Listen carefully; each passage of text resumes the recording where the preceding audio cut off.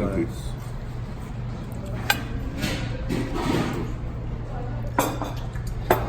you. Yo, man. Yo, what you what, guys? Mr. What Rax? you saying? MistaRax, what are you saying to someone? Yes, big up, family. Now, I was just wondering what do you think about the things that been happening in the park lately? Like with Raj and Deep and all sorts. There's a lot been happening lately. What's your take on it? Wow. MistaRax. Big subject. Big up MistaRax TV. You don't know, every time.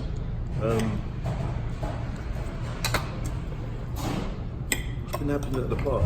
Yeah, Modine, the other day, Modine was like, I don't know, obviously he had some stuff to say about me and my behaviour.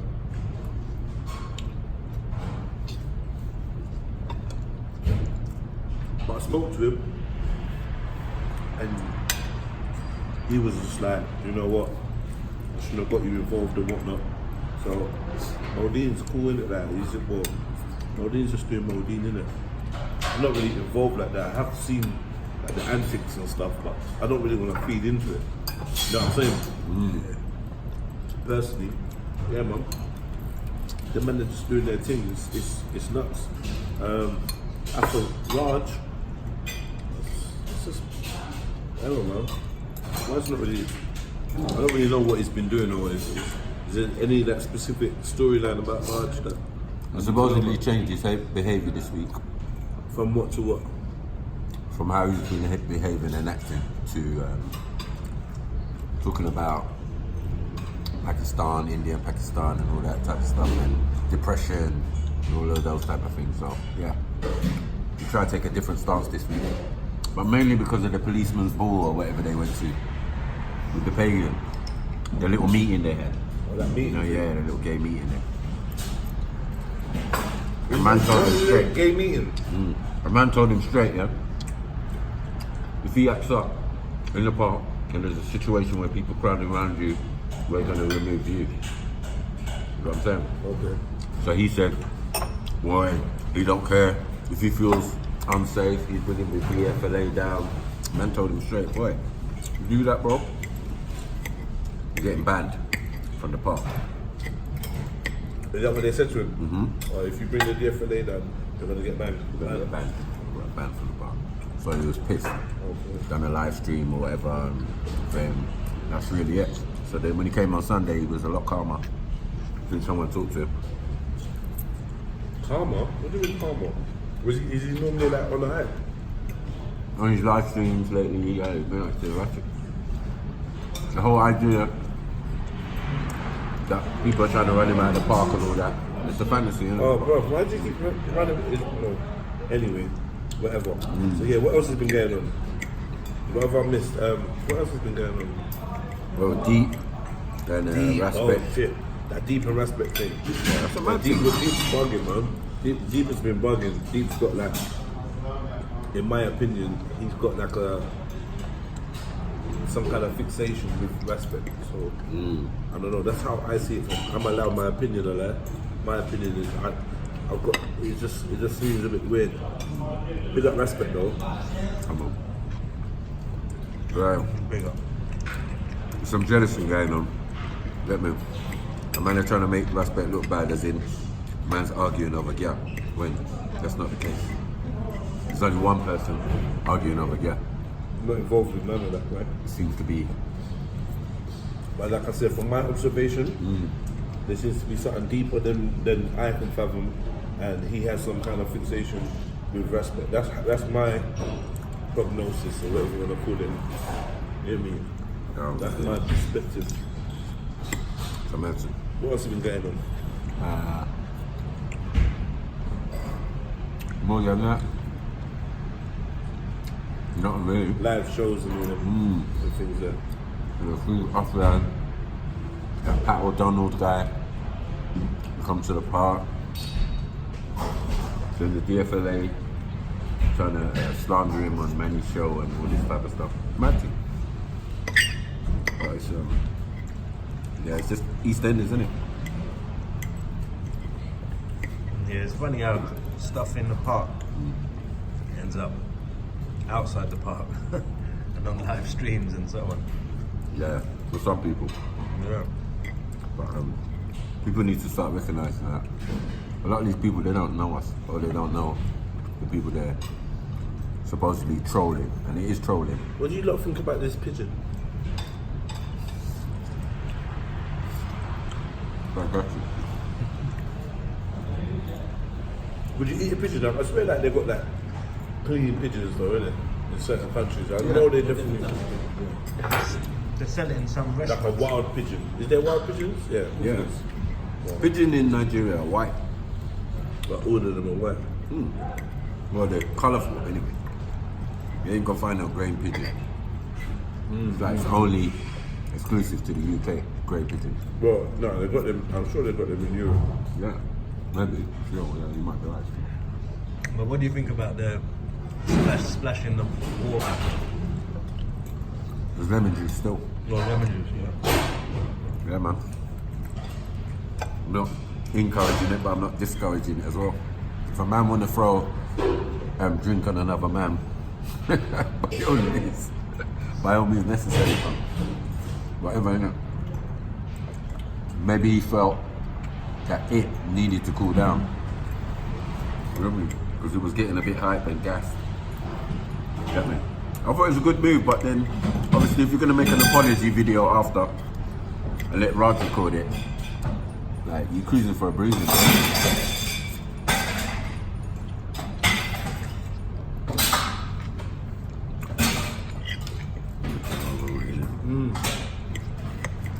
You think it was right to make the apology then? What? You think it was right to apologise or not? Why? I don't know about that. I ain't gonna say nothing. No comment. What I'm saying, the first action was commendable. The second one wasn't.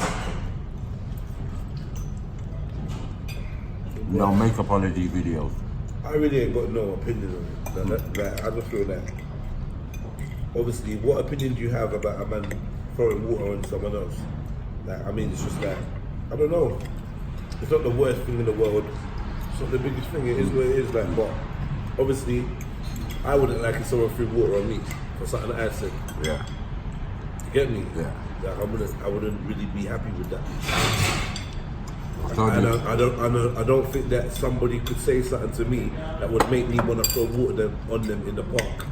Maybe on road or something, yeah, but like, you get me? I don't know if in the park under the speaker's corner thing, someone I'm going back and forth with, I would rise to that level of just throwing water on them. I think that's a dead move, isn't it? Yeah. Is it that serious? Exactly. Yeah, I don't know. So that's how I look at it. But the mitigating factors and all them, I'm not really too aware of it. I just know that it's a bit of a messy situation between them two. So I try not to get involved. You know what I mean? There, like, let them do their thing. You know what I mean? Like, yeah, man. Whatever thing that is. Whatever. Like I said, I'm not even getting drawn in. Like I just. Nothing to do with me. Apart from that, yeah. Nah. There's been a few people saying, "Oh, look at the state of Speaker's Corner and mirror," but it's like if you're tuning in to the bullshit, and that's what titillates you, that's what makes you like, that's what gives you a little kick, and that's what your feet that you keep creating these people, energizing these characters to be something more than what they are. You're enabling other people to act out. So it's like, if you withdraw your energy, surely that's enough. They don't really exist to you. Having this conversation just reminds me of how far removed I would like to be from just little things like that. Obviously everyone gets into their spats and their back and forth, and it's probably funny. Like if you tune into it, it's probably actually funny. Yeah, of course. Catch the jokes. I'm just not really up to date with it to that level, or it's just not moving me like that. Do you know what I mean? So I'm just not really interested. But yeah, man. You could do something powerful with Speaker's Corner and that platform. You could be doing powerful things in it, yeah? Or you could just like fuck about. When people stop me in the road, they don't really stop me and chat to me about the fuckery. They normally talk to me about the things that I think are important. So I know that there is an audience out there that is hearing my perspective. You know what I mean? they might not be as prevalent in the comment sections or whatever or in cyber world, but there's a lot of people watching in a lot of different places. You get me? Like you said earlier, people in jail, people on road, like people you wouldn't think are watching it, and they're seeing. I don't know. It's interesting to them. I mean, it's interesting to them. You guys been there for what, over a year. So what's the change that's happened from then till now?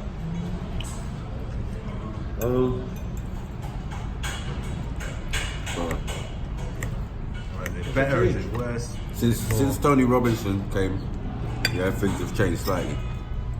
It's all been a little bit hype and a bit dramatic and a bit. Personally, I don't really think much has changed. I think the design of certain outside forces is to bring it to some kind of crescendo. I feel that Speaker's Corner, for whatever reason, be it the location or whatnot, is like a giant soapbox to speak to the nation, and like what you say there is truly reverberated for whatever reason, yeah. And I feel like people have sought to kind of control the narrative coming through there by way of diverting attention from like, I don't know, good conversation and stuff like that. Do you know what I mean? And they divert it and create these little pantomimes. I'm not even sure that the participants are really that aware of how, like, what it is. Maybe some are in full awareness of what they're doing, but I feel like some are just that malleable and that susceptible to influence that they just spout whatever rhetoric is, and that rhetoric happens to be one that's handy to cause more division between people. So like it's championed, and we feed into the negativity and the action-packed. Like, you know, it's a never-ending thing. But I think that the aim is just to keep us from talking about real subjects that could actually unite us on certain fronts. You get me? It's all about misdirection, isn't it? I believe.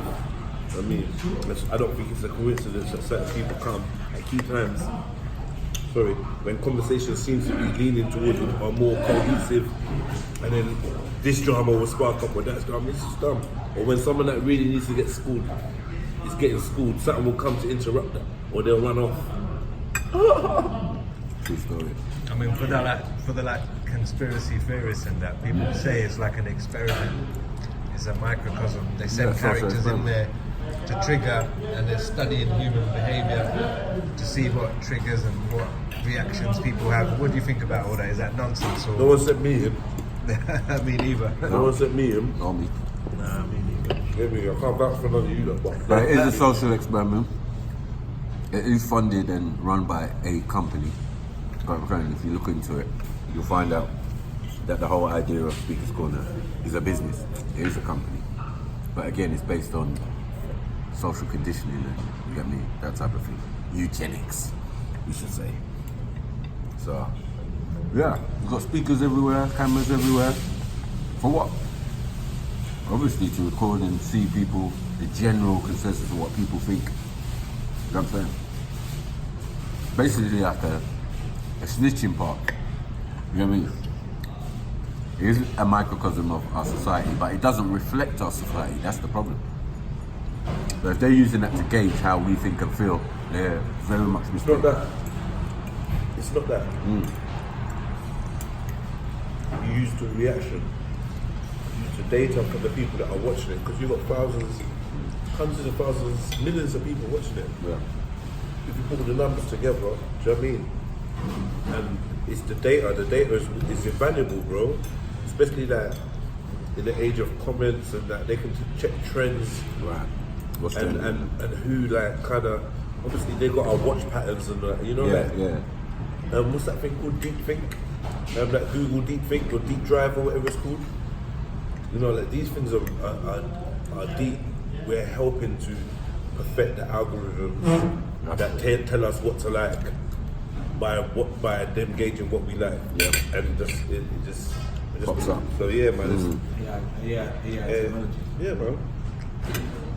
But for me, all the mainstream lot are fake. That's all fake news. And then for me, I think I'm showing real news. But then the twister is, how real is it that the the stuff that I'm showing. Yeah, what's so real about it? Yeah. I mean, there's half of it is set Go up. there with a persona and what I see. They don't go there with any real issues. There's normal people and there's also agents in the bar. There's no real issues. They're fabricated for success.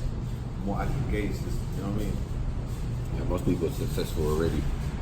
And then in their spare time, especially if it's Europeans and that, in their spare time, that's what they do. They just come speak to corner, chat crap, go back to their normal life, shut the door, and all of this doesn't exist no more.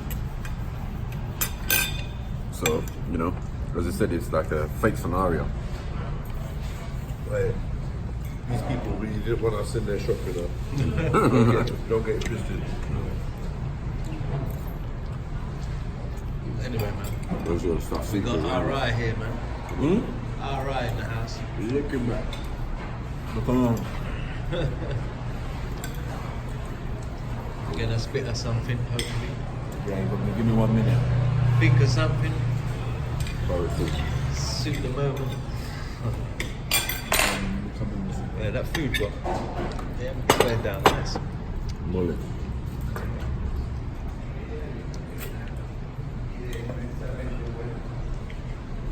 Right. Pass me peace while I write this piece. Let me light this wreath as a stress relief. Best believe that my faith doesn't rest in trees. My faith rests in me. My faith rests in me, you, and this earth, so I'm investing time and resources into the earth to protect this. My faith rests in good over bad, good over fab. When I was growing up, life taught me these lessons. My faith rests in knowing that if life is a test, then I will most definitely pass the questions. My faith rests in knowing that whatever format these questions are given, I will most definitely accept them. Obtain the right answer by obtaining wisdom. So if you have to travel to Quebec, then to Brisbane, all the way around to Lisbon, end up in Kingston, do it for the wisdom. But the greatest journey the greatest wisdom you should acquire is from the journey inside, the knowing of being, the journey of life. Aligning your stars on your journey is nice. So just find the heart to be stern with your life. Use your mind to spark off of that learning in life. But please, give me a second to level out. Because I could keep dining, give me a second to level out. Because I could either take this route to enlightenment, or I could keep dining in the devil's house. Dining with the demons. Worldly desires root me to the flesh, and I'm feasting myself to a low vibrating coma. I need to wake up. But I can't be too hard on myself. Look at my bio-spiritual makeup. That's flesh versus breath. Self versus ego. Higher self versus lower self. Good versus evil. Love versus lust. Positive versus negative. I pay homage to wealth with knowledge of self. In the sea of information I cometh like Phelps. My wanting to help's got me longing for health. Physical, mental nutrition I have to get under my belt. But the struggle with self is the hardest I've felt. Sometimes I feel I'm just getting lost in this world. My mind's lusting for girls, diamonds and pearls. Even though I know better, I'm still chasing Versace sweats.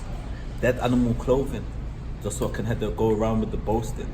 Ride around and do the most when I'm celebrating life, but to whom am I toasting? That's the ego, not self. Self-development's put on the shelf, but it's irrelevant when chasing this world. That's the day in my mind. Peace and love. Rags TV, Reality Intelligence. Catch me on Instagram.